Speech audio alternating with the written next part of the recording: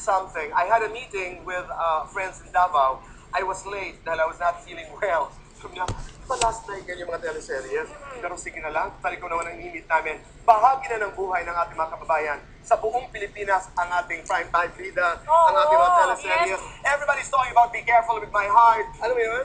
Yes, Yung uy, sa lahat ng- talking about teleseries last night, nag-attend ako ng advance screening ng Juan de la Cruz. How was it? Sobrang ganda. Alam mo Parang talaga, pelikula sa mag-i-enjoy telebisyon. ang buong pamilya, mapabata, mapatanda, talaga mag-i-enjoy sa Juan de la Cruz. And watching it, alam mo, you will feel proud. Wow. So it's a dream role, I think, para sa lahat ng artist. And speaking of that, ang bida na, makakasama din natin ngayon si Coco Martin.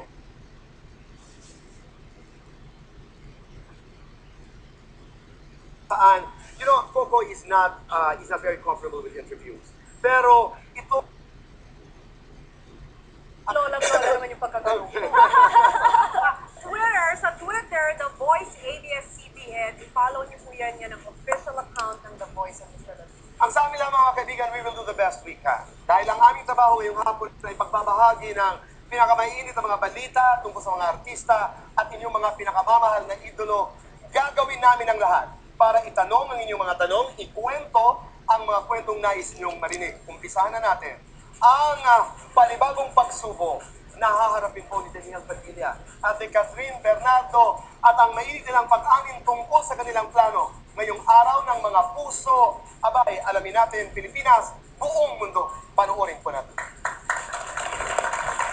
Matapos ang 10 buwang pamamayagpag ng primetime bida ng ABS-CBN, tinutukan noong Biyernes ng gabi ang royal ending ng Princess Aday. Todo-todo ang kilig sa pagtatapos ng love story ni Gino at Mikay. I love you so much. Ngunit ang totohanang kwento ni Catherine at Daniel patuloy pa ring sinusubaybayan ng lahat. Nakapanayam ng The Buzz ang pinakasikat na love team ngayon sa photo shoot para sa kanilang launching movie under Stars Cinema. Dito, todo pasasalamat ang dalawa sa lahat ng sumuporta sa Princess and I. Maraming salamat sa mga sumuporta ng Princess Inay. After Princess and I, gusto ko yung mag-thank you talaga sa mga sumuporta po sa amin hanggang sa huli. Hindi naman matatagalan ang paghihintay ng Katniel fans sa susunod nilang tatangkiliking proyekto. Sana supportahan na rin yung movie namin ni DJ this March na po yan. Basta kaiba eh. Ito as in, nag-focus yung story sa aming dalawa lang. Tapos,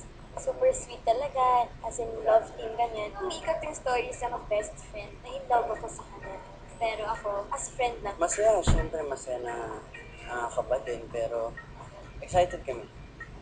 Kasi bago. Kung sa teleserye, si Daniel ang may kaagaw kay Catherine, sa launching movie naman nila, si Daniel ang pag-aagawan. Ako sanay na ako sa Kami dalawa yung girls naman ngayon. Tapos siya naman, siya lang yung guy. Isa pang malaking pagbabago, ang usap-usapang new look ngayon ni Daniel para sa panibagong role. James din na yung buhok ko ngayon. Gusto daw nila maiba yung buhok ko, so ayos, sige natin yung James din na yung buhok ko.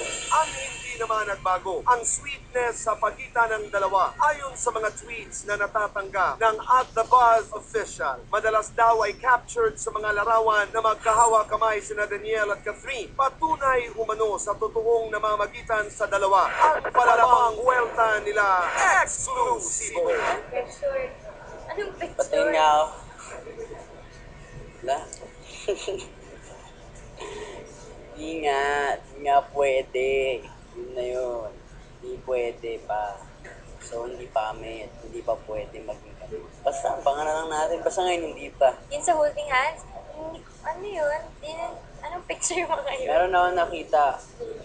Pero hindi naman pinmat ko lang siya nun, ninila ko lang siya. Itinanggiman ang espekulasyon tungkol sa mga nasabing larawan. Isang malaking love confession naman ang nanggaling mismo sa dalawa. Sa darating na Valentine's Day, sila raw ang magkasama. Nag-work kami sa Valentine's Day. My God. Ayun, nasa Cebu kami and wala pa rin plans eh. Tingnan natin kung ano mangyayari. Hindi rin ako nag-expect. Wala pang plano ngayon. Hindi pa nakapagplano. Baka next week meron na ako The Buzz Exclusive! Ang iba pang mga pasabog mula sa mga palaman